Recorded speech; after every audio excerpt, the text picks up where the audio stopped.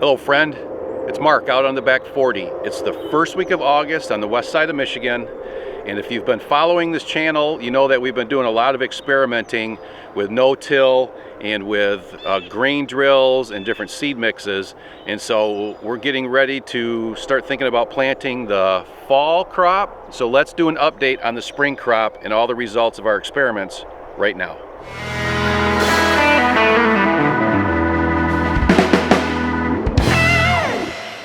So let's get a little context about what we're talking about here.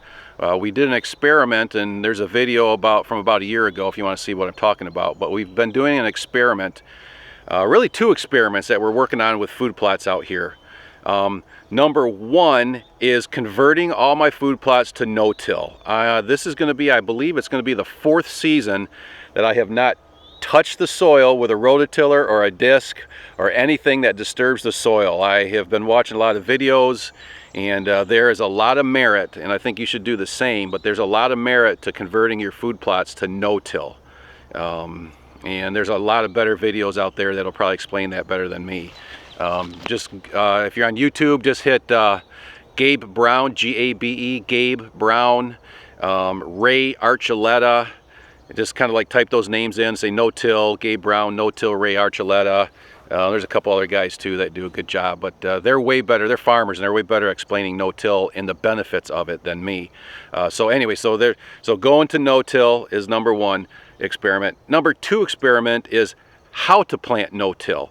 And so what I ended up doing is buying a grain drill and doing some experimentation around using a grain drill to plant no-till, because grain drills are way less expensive than a no-till drill. And if you don't know the difference between those, I think I've got a video from about a year ago that kind of explains the differences between a planter, a grain drill, and a no-till drill. So you might want to watch that too. But so I just want to go over kind of some of those results now that maybe you're caught up.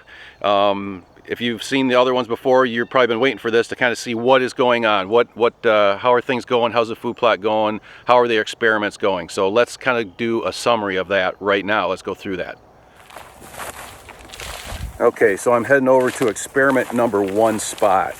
And if you recall from the last video, if you didn't see the video, basically this spot is a spot where I was growing a big mix, had a sorghum, it had radishes in it, had grains, clover, all kinds of stuff in it. And I planted it through this whole field that I'm in right now. And then we took strips of it and we did different things with each of the strips. We planted the same stuff, but it's just how we did the strip to try to see what it takes to get the most success, kind of going no-till for the food plots. So experiment number one was I mowed it last fall, like literally about a year ago from right now. I mowed it and I hit it with Roundup. And then I used a grain drill to drill into it. And then in the spring, I didn't do anything other than go over it with my new drill that I bought, a Tar River DRL 072. I went over all of this in the spring and planted a spring crop into it. So I'm standing in experiment number one spot, which was mowed and glyphosate, so it was pretty clean. And it looks really good. I mean, it's really thick. It's really thick. And I'm seeing all kinds of grains in here. I'm seeing the radishes, the brassicas, peas. The mix had a lot of stuff in it, but it looks really good. I mean, this came up really good, and it seems to me, I'm looking around, it looks like this probably has the least amount of weeds in it right now too. So yeah, this one looks really good. And now I'm heading over to experiment number two. And what this one was last fall, a year ago, I mowed it, but I did not put glyphosate on it. And this looks really good also.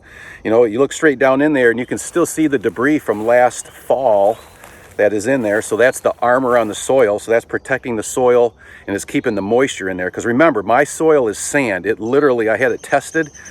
Officially, it is sand. And so, but yeah, again, I can see a lot of the right stuff is growing in here. You know, I see peas, I see clover, all the grains. Yeah, this looks really good. So I like this. I see some vetch now in this one. So this one grew really well.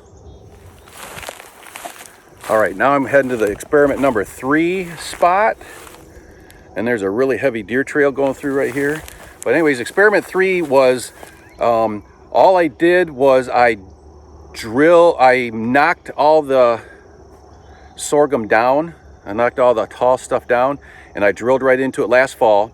And again, then in the spring, I drilled another spring crop into it also. And this also looks really good. I'm not sure that there's a big difference between the 3 experiments at this point in time a year later. Yeah, I see lots of debris. Actually, this looks really good. It almost looks like some of the stuff maybe grew a little bit better. No, over in experiment number 2, it looks like the rye and the grains grew really well.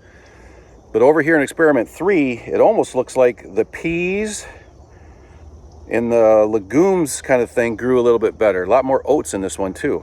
So that might just be a coincidence of what came through the planter at the time. But again, in general terms though, it looks really good. And then over here in experiment number 4 is where all I did is I knocked it down, and then I drilled into it, and then I came back and I hit it. I did hit this one with glyphosate, and there's really not a lot of difference. I don't think, yeah, I mean, it's not like it's a lot less weedy than the other ones where I didn't spray glyphosate last year. And it's all growing really well. I mean, it looks like whatever I drilled in a year ago in the fall has grown. You know, that rye that comes up in the spring, that has grown and gone to seed. And then the stuff I planted in the spring, how I can tell what is spring and fall, the 2 different plantings, is in the spring I included oats. And there's a lot of oats in perfect little lines here. So that's how I know what was done in the spring. And again, that grew pretty well too. And so that, I think, so far as everything looks pretty good. And now I'm heading over here to what we would call experiment number 5 from last year. And that's where I just left all the tall sorghum, all the tall, like the mix that I planted last year spring. I left it, and then in the fall I drilled through it and didn't do anything. I didn't mow it, I didn't crimp it, I didn't spray it, I did nothing. And I don't think I like that. I'm not seeing, I'm seeing a lot of weeds in here and not a lot of the right stuff that grew. No, I don't think I would do that again. Yeah, this is not that great.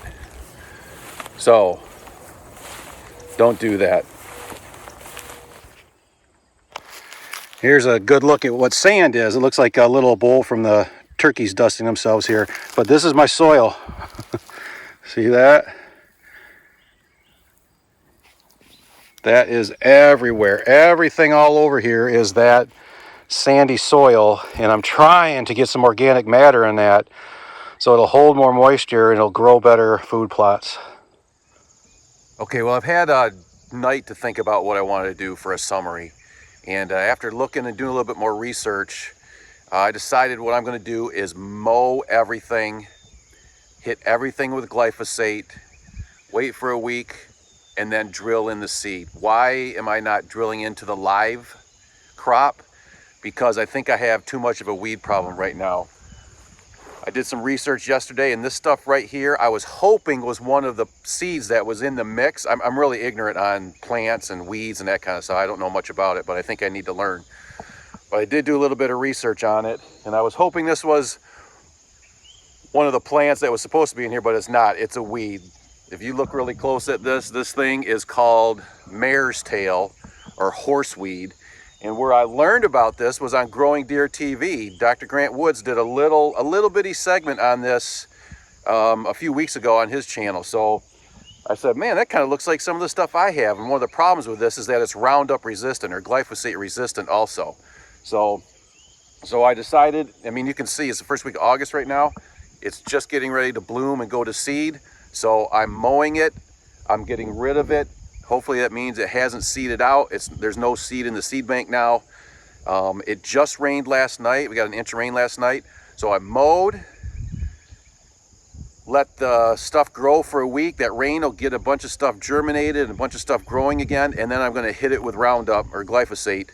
And then I'm not going to have to worry about the weeds. And then in a couple of weeks, it'll be ready for me to drill the fall crop into it. So that's what the plan is going to be. Stay tuned because I'll keep doing an update. Probably a couple weeks I'll put something out there on the planting process, and then I'll kind of try to keep you updated on how the progress goes. So if you got any questions, just throw it in the comments. I try to answer those in the morning before I go to work. And other than that, I really appreciate you taking the time to watch. Thanks.